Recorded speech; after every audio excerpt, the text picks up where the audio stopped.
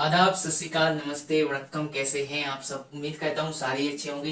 ये वीडियो होने वाली है एक ऐसे एग्जाम के बारे में जिसमें हर साल 12 से 13 लाख बच्चे बैठते हैं और लगभग 35,000 बच्चे ही जो होते हैं वो प्रेस्टिजियस इंस्टीट्यूट में एडमिशन ले पाते हैं। तो मैं समझता हूँ आप एग्जाम के बारे में जान ही चुके होंगे। ये एग्जाम है आईआईटी में जाने का, जिसके दो एग्जाम होते हैं, जेई मेंस और जेई एडवांस। यदि आप जेई मेंस को क्लियर करते हैं तब आप जेई एडवांस में जाते हैं, और जेई एडवांस में अगर आपको आईआईटीज लेनी है तो लगभग 5,000 से कम आपकी रैंक होनी चाहिए, जिसमें आप अच्छी ब्रांच में एडमिशन ले पाएंगे आईआईटीज में। तो बिना देरी करते हुए मैं इस एग्जाम के बारे में ज्यादा नहीं बताऊंगा, इसे आप देख ही सकते हैं, यूट्यूब पर काफी वीडियो है। लेकिन इस एग्जाम से पहले आपको किन किन चीजों को ध्यान में रख के इस एग्जाम की तैयारी करनी चाहिए उनके बारे में बताऊंगा। तो मैं ऐसे 5 पॉइंटों के बारे में आपके साथ डिस्कस करूंगा। तो पहला पॉइंट जो है वो तैयारी, कि किस कब से तैयारी स्टार्ट करनी है और कैसे तैयारी करनी है। दूसरी जो है चीज जो है वो है जानकारी। आपको इस एग्जाम के बारे में कितनी ज्यादा जानकारी है, कब कब कितने साल तक दे सकते हैं, किस एज तक दे सकते हैं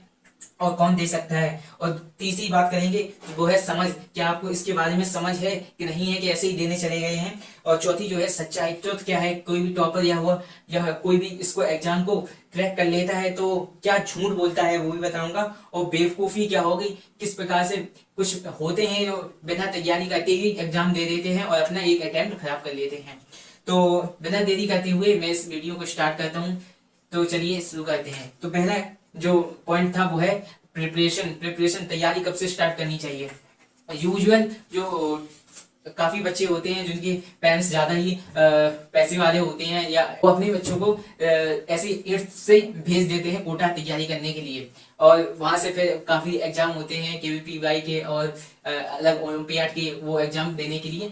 लेकिन यूजुअल इसकी तैयारी जो मैं मानता हूँ वो 11th से स्टार्ट हो जाती है। यदि आपको आईआईटी एग्जाम देना है और प्रेस्टिजियस इंस्टीट्यूट जैसे आईआईटी, एनआईटी और जीएफटीआई में जाना है तो आपको 11th से इसकी प्रिपरेशन स्टार्ट करनी होगी, क्योंकि इसमें ज्यादातर जो सिलेबस आता है वो 11th और 12th का आता है, और कुछ एडवांस भी आते हैं जो आपको पढ़ाए जाते हैं। ना कि इसका ये मतलब नहीं है कि आप कोटे ही आके तैयारी करें। काफी ऑनलाइन जो वेबसाइट, ऑनलाइन कोर्सेस होते हैं, बड़ी बड़ी कोचिंग है, वो ऑनलाइन भी पढ़ाती है काफी कम कॉस्ट में। उसके बारे में भी हम बात करेंगे आगे।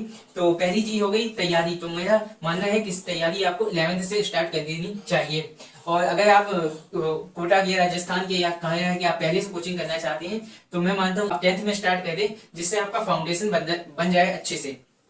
दूसरी जो है जानकारी, आपको इस एग्जाम के बारे में पूरी जानकारी ले लेनी है पहले से। ये नहीं कि आपको पता नहीं है इसके बारे में, कैसे इसको एग्जाम को देना है और क्या क्या एग्जाम के बारे में आता है, किस प्रकार सिलेबस क्या है, पैटर्न क्या है और किस एज तक दे सकते हैं। ये सब चीजें आपको यूट्यूब पे पहले इसके बारे में पूर्णतः जानकारी लेके ही इसकी एग्जाम की तैयारी करना है। तो कितने बच्चे एग्जाम देते हैं और कौन दे पाता है, कौन नहीं दे पाता है। और इसके बारे में बात करेंगे। तीसरी है समझ। आपको एग्जाम के बाद एग्जाम को समझना चाहिए। ये एग्जाम कोई हलवा नहीं है, आप इस एग्जाम को हल्के में ना लें। यदि आप सोच रहे हैं आपने 12th की और 12th में ही दे दिया, प्रिपरेशन की नहीं, अच्छे से पढ़ा नहीं, तो ये मैं मानता हूँ कि आपको इसकी बिल्कुल समझ नहीं है। तो आप पहले इसके बारे में पूर्णतः जानकारी ले लें और अपने टीचर्स से भी पूछ लें अपने लेवल के बारे में, कि या क्या आप बियॉन्ड द लेवल अपने कंफर्ट जोन के बाहर भी जा सकते हैं, क्योंकि अभी तक आप स्कूल में थे और ये कोई स्कूल बोर्ड एग्जाम नहीं है, ये कॉम्पिटेटिव एग्जाम है और ये इंडिया का दूसरे नंबर का सबसे टफेस्ट एग्जाम है। ठीक है, तो सच्चाई क्या है? सच्चाई मैं आपको बताना चाहूँ, ट्रुथ। जो चौथा पॉइंट हमारा है वो ट्रुथ है। तो सच्चाई ये है, मैं बताऊं कि कोई भी आप देखते होंगे, किसी का भी इंटरव्यू देखते होंगे कि वो बताते होंगे आपको कि मैंने एक साल में इसको क्रैक कर लिया, मैंने टॉप ईयर में क्रैक कर लिया इस एग्जाम को। देखिए ये एग्जाम जो है वो मांगता है समय और डेडिकेशन, आपकी प्रैक्टिस। अगर आप ड्रॉप ईयर लेके कर रहे हैं तो मैं मानता हूँ ड्रॉप ईयर में आपको काफी डिफिकल्टीज आएंगी, बहुत ज्यादा डिफिकल्टीज आएंगी, डेडिकेशन आपका नहीं बन पाएगा और काफी चीजें होती हैं, प्रैक्टिस और तमाम चीजें होती हैं। घर में भी कुछ काम करने होते हैं जब आप घर में अगर रहते हैं, या आप कोटा, यदि आपके पास पैसे हैं तो आप कोटा जाके तैयारी कर सकते हैं। और कोटा में भी आपको डिफिकल्टीज होगी, वो वीडियो है उसकी लिंक डाल दूंगा, उसमें हमें बताया है एक सर ने, भैया ने, कि किस प्रकार की डिफिकल्टीज वहां पे भी आपको फेस करनी होगी। ठीक है, तो ये हुई सच्चाई के बारे में। सच्चाई में एक और पॉइंट जोड़ना चाहूंगा जो काफी आपने आपने सुना होगा काफी लोगों के कि वो बड़े ही कम समय में इस एग्जाम को क्रैक कर लेते हैं। ये सरासर झूठ बात है। वो पहले से इस एग्जाम को काफी अच्छे से समझ चुके होंगे और काफी टीचरों से पता कर लिया होगा, और अच्छे से एक बार एग्जाम या फिर कहा जाए अपनी डेडिकेशन या कहा जाए उनकी डेडिकेशन से, प्रैक्टिस से, कंटिन्यूअसली हार्डवर्क से वो क्रैक कर चुके होंगे। लेकिन मैं आपको बताना चाहूंगा कि बिना हार्डवर्क के आप इसको एक साल में क्रैक नहीं कर सकते। ये बिल्कुल सच्चाई बात है, ठीक है।